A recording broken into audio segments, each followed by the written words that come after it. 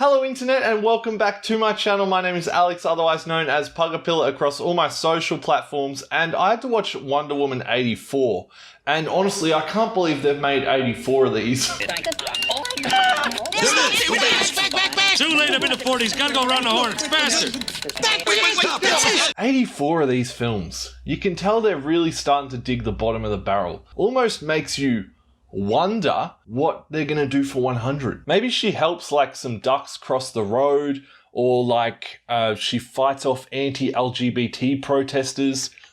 Who knows really? Wonder Woman 84 is a follow-up to, you guessed it, Wonder Woman, and it's not very good. Directed by Patty Jenkins, the same person who directed the first film, Wonder Woman 84 sees Wonder Woman fighting crime in the 80s. This movie's a long one, sitting at almost 2.5 hours in length. And that's not even the worst part. I had to watch this multiple times. It was very hard to sit through. The whole first part of this film is pure filler and doesn't tie into the rest of the film at all. I kept waiting for some callback throughout the movie. Apart from the pointlessness of this entire intro sequence, why the fuck are they so floaty? Also, I noticed this upon rewatching it, but once the competitors are out of the stadium, what are the audience watching? There's no screens or nothing. They just have to wait for them to suddenly get back. Hey, so how long do they usually take to do all this? They realise we can't see like any of it, right?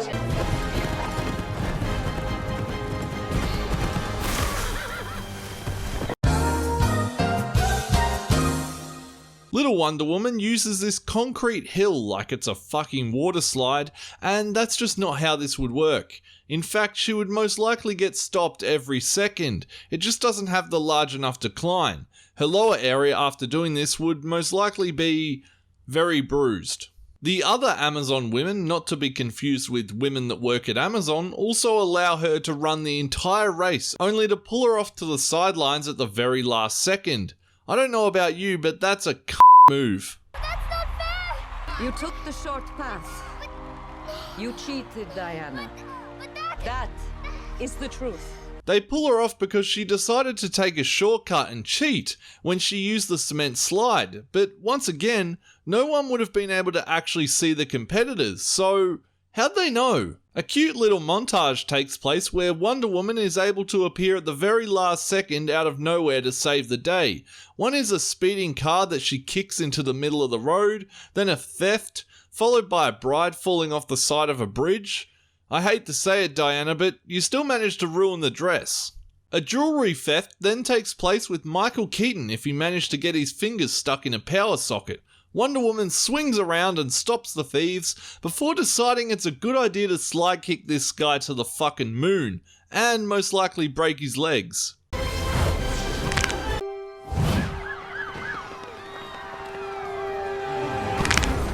I tried this kick on my younger sister.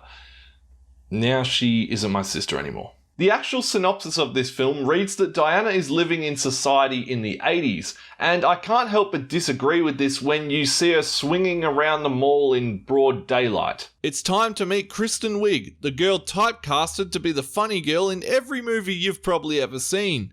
Oh, this is a very strict plane that I'm on.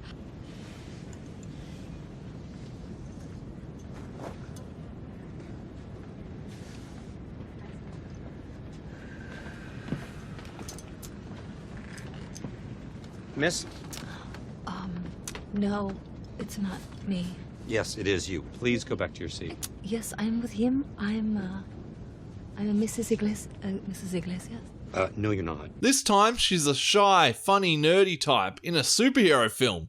I wonder where we've seen this before. I wonder if she'll become a villain. The main plot of this film revolves around, I hope you're ready for this, a magical stone that grants wishes. This dude even wishes for a coffee, and voila, he gets it. I genuinely like this coffee bit though. Diana and Barbara then sit down and have a dinner before Barbara walks home alone and is approached by this really seedy guy.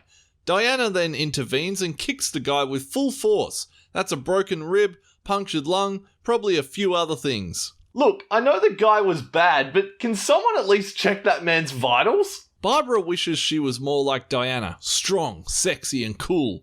Then she wakes up the next morning and she is suddenly sexy, cool, and can walk in heels. Oh yeah, the oil guy named Max Lord, played by Pedro Pascal, is here because he's heard about this magical wishing stone and wants to become the most powerful man in the world by obtaining all the oil. He also does this really weird thing and puts his thumb up to this guy for an uncomfortable amount of time. His main quote is, "Life is good, but it can be better." To which I would like to respond with, "Women's superhero films are good, but they can be better." Max Lord, however, turns out to be Max Fraud, and is taking advantage of many investors with a plan to find oil, which was never there to begin with. Maxwell Lorenzano. Didn't take long to find out you're nothing but a low-life con man. I am not a con man! That's something a con man would say. We then catch up with Barbara, who is in a fitting room and walks out to absolutely gobsmack the girl overseeing the fitting, because she's hot now. She wished to be sexy and now she is. She attends a work event with Diana and Max Lord where they move upstairs and get it on in Barbara's office. That being Max Lord and Barbara, not Diana as well. This is all part of Max's plan to get the stone into his own hands. This is the way. Oh yeah, so it turns out when Diana originally held the stone, she wished for Steve Trevor to be back, her love interest who died in the previous film fucking 200 years ago. Her wish comes true when this random guy suddenly approaches her from behind calling her name. He gives her a watch and then suddenly appears, though it's not actually him. Essentially, Steve came back, but not as himself, and inhabited this random guy's body. This leaves a fucking billion questions to be asked, especially considering Diana only sees him as Steve when everyone else sees the random guy. I've been stung by a wasp! Who was this guy? Did he have a family? A job? A life? What happened to the original guy? Where did he go? Max Lord then wishes upon the stone with the ultimate wish where he wishes to be the actual dream stone. I just got demons coming inside me. Not easy enough to wish for more than one wish? Huh? Also, this just occurred to me, but what if this went wrong? Like, what if he turned into an actual stone? No one thought of that? Diana and Steve also decide to have sex while Steve is in this random dude's body. Is that like a violation or something? Is consent not a thing in this universe? Honestly, so many questions. We catch up with Barbara, who decides it's a good idea to lift a fucking huge amount of weights in public before dropping them onto the floor. Think about the damages, Barbara. You gonna pay for the floor repairs? Steve Trevor finding out about punk, trains and trash cans may actually be one of my favourite parts of the entire movie. I would like to point out though that to any normal person, Steve would look like he was let out of a psychiatric ward. When we catch up with Max Lord next, he's becoming more powerful and is racking in more investors. Max manipulates his secretary into wishing for more help, and just like that, dudes start rocking up left, right and centre. I don't know what happened there, but I never got a call about a job. Diana and Steve then break into Max's office, discover that the stone is now gone and that Max is going to Cairo. This is where they realise they need to catch up to him before he makes his next deal. To get to Cairo, Diana then steals a jet off the tarmac and allows Steve to fly it.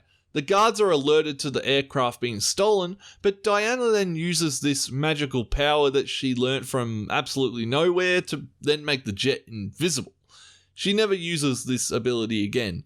When a character suddenly learns to do something without any prior knowledge, that's called character development. Also, once again, nobody else sees Steve. We all see this random guy. Everyone else sees this random guy. So congratulations, Diana. You've just made this random dude a fugitive. Steve, being a very knowledgeable pilot for his time anyway, then flies through a bunch of fireworks.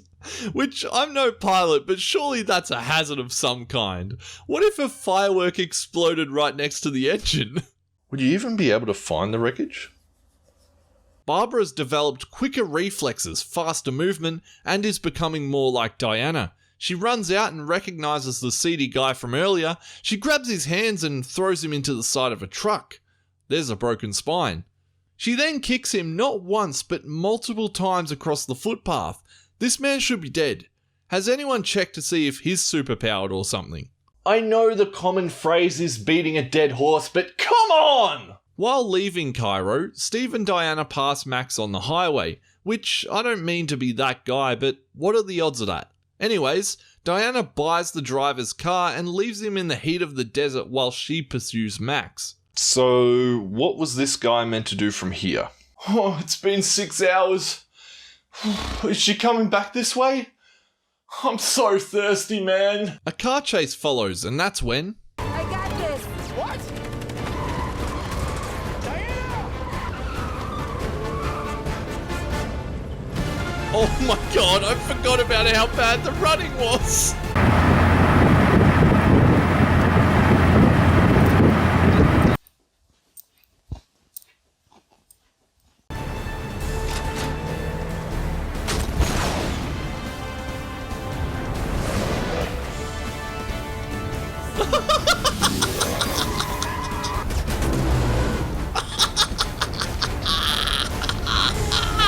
She throws this guy off the back of a truck with her lasso, and he lands safely on the ground as if the ground is suddenly made out of sponge. No, that guy is fucking dead.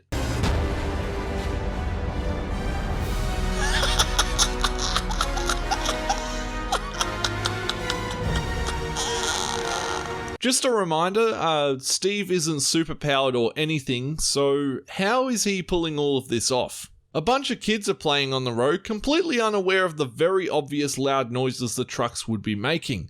Despite there also being an entire desert the kids can play in, they choose to play on the road.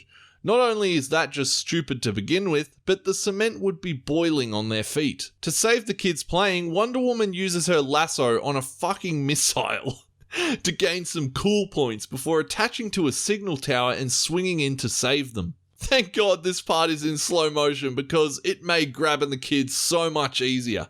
Could you imagine if this was in normal speed? If that was normal speed, there'd be 2 broken necks for sure.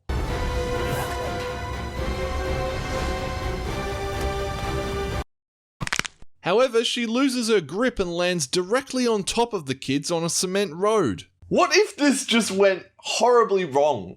Oh no! Oh shit! Oh shit!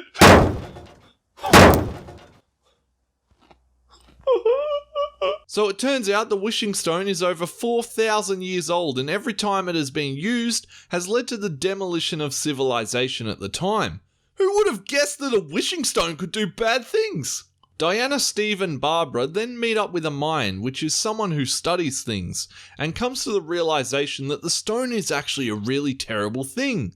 The dream stone is actually a representation of the god of lies. It takes your most valuable possession when you wish for what you want most. In this case, Diana is losing her powers, which were her most valuable possession, because she wished for Steve to come back. Diana gets in a bit of a cat fight with Barbara.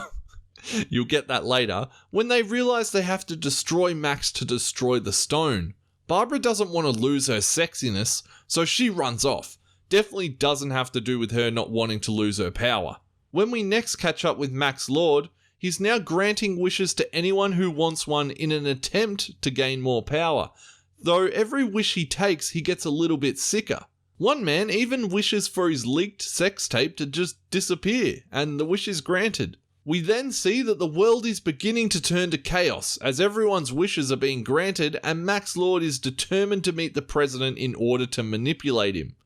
A woman's walking her dog, a man is worried about his cows because he wanted a farm. I'm worried about why my dick is suddenly larger. Oh yeah, remember that gold armor from earlier that played no part in the story at that point whatsoever?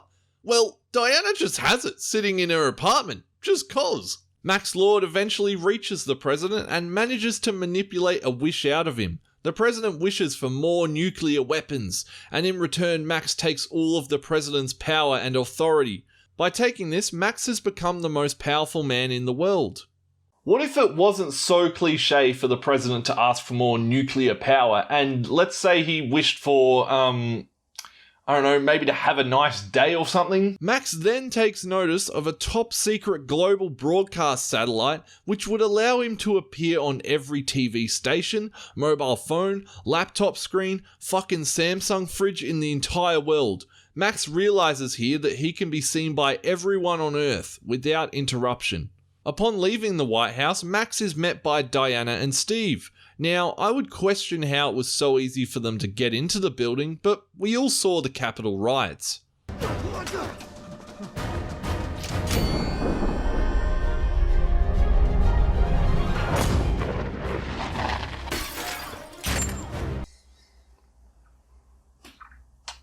Okay then. Barbara then suddenly appears to stop Diana from interfering, and, okay, I'll say it, how fucking easy is this building to get into? What's the point in having security when a fucking elephant could get into it? Steve and Max then get into a fight where Steve handcuffs himself to Max, and I can't help but think it, but why didn't Steve just wish for Max to be powerless? Or for this to all be over? Or for the stone to not work anymore or something? I can't help but notice the opportunity was like literally right there. I must admit though, the fight between Barbara and Diana in the White House is pretty dope though. Nukes are beginning to go online across the globe. The world is burning, chaos is happening in the streets, and this is where Diana realizes that she needs to let Steve go. In order for her to get her powers back, she had to renounce her wish. She runs off leaving Steve behind, and I guess he just becomes that random guy again? I don't really know. Does he just sit there and then once night comes he goes to sleep and then wakes up as the random guy again? Did he become him again instantly?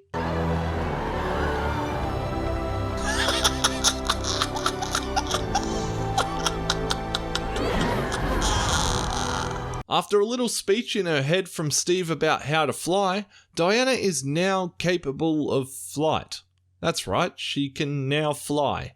Max offers Barbara with the opportunity of an extra wish, free of charge, and Barbara wishes to be an apex predator. I don't want to be like anyone anymore. I want to be number one. An apex predator. This eventually leads to her to become more like a cheetah, which is her comic book counterpart. But what if it was an apex predator like a honey badger, a giant Pacific octopus, or great white shark? Humans? Humans are an apex predator. What if her wish to be an apex predator just resulted in her being human again? They arrive at the global broadcasting system and Max decides he wants to take over every system on the planet. This means he can reach everyone on the planet and grant all their wishes at once while taking all the power for himself. This is the biggest mistake in this movie, and I'm about to show you why. Now, there's this thing in film language called the suspension of disbelief. What suspension of disbelief means is that even though the contents within the movie are fake, our brain will accept a large amount of it as actually happening while we watch. First of all, Max's broadcast is worldwide, and not everyone speaks English. For example, in one of the shots, Max broadcasts himself speaking fluent English whilst the broadcast is shown in Japan. Fun fact, less than 8% of people in Japan speak fluent English. Therefore, no one would have been able to understand what Max was saying. Regardless, people begin to start making their wishes. You know what I wish? What? I wish all you Irish bastards would get sent back to where you came from. Yeah? Well, I wish you dropped dead. I wish for $1 million. What if someone wished the world just ended? I wish dinosaurs were real. I wish my mum and dad were no longer divorced. I wish I didn't feel so suicidal anymore. I wish my cancer would disappear. I wish I had some chocolate right now. Would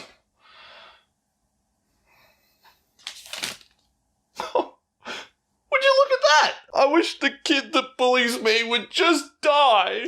I just wish the world just ended, man. Right now. As Max gains more and more power, Wonder Woman suddenly flies in from the sky wearing the golden armor. How did she know where this place was? She's wearing the cool golden armor despite fully having her powers back, most likely to sell some cool merchandise. Otherwise, there's legit no reason as to why she should be wearing the armor. Oh yeah, it's probably time we caught up with Barbara again. Ew! Yuck! This is probably the shortest and ugliest fight in the entire DC universe. In order to even see the fight, you need to fully blast your brightness, which is funny because when Diana flew in before, it was sunny. Anyways, the fight ends when Diana has had enough and says it's probably best if I just fucking electrocute this woman. But Wonder Woman was in the water as well. Now, I can't help but feel the lighting for this final fight was done purely to hide poor CGI or something. Just take a look at some of the Marvel fight scenes in Civil War. Those are all done during daylight and just come across so much nicer to watch. After defeating Cheetah, Diana then approaches Max and is pushed back by some wind that Max can now blow at her. I would like to remind everyone here that this is the same Wonder Woman who managed to take a headbutt from Superman. Didn't even leave a headache. Wonder Woman keeps being pushed back by the wind as Max approaches this light thing. I've never been in a global broadcast station before, so excuse me for not knowing what this fucking white light he's standing in is. You just have to want it! I've never wanted anything more.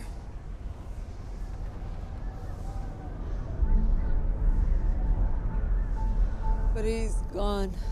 Okay, he would not have been able to hear her at all. She's like whispering. You can't stop me! No one can!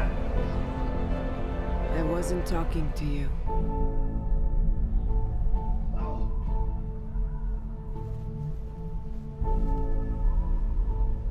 I was talking to everyone else.